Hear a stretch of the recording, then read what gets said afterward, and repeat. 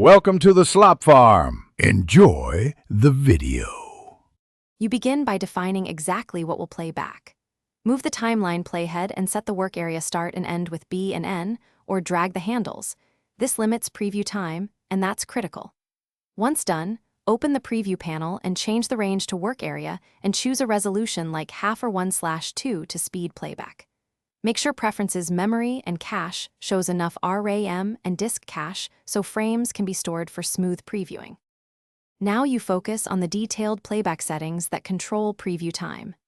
In the preview panel, set frame rate to match your comp, choose skip frames if you need faster scrubbing, and select play from work area for repeatable timed loops. Enable cache before playback so After Effects renders the work area into RAM before playing. Also trim or solo layers and pre-comps inside the work area to minimize frames rendered.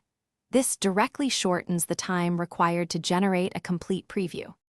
Finally, execute and refine your preview.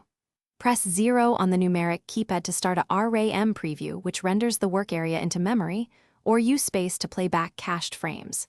If playback stutters, reduce resolution to 1/4, lower the comp frame rate temporarily, or purge caches from edit. Purge all memory and disk cache to force a fresh render. If problems persist, increase disk cache size in preferences or create a proxy low-res render. This preserves your preview timing while reducing render time. Thanks for watching. Consider subscribing if we helped you today.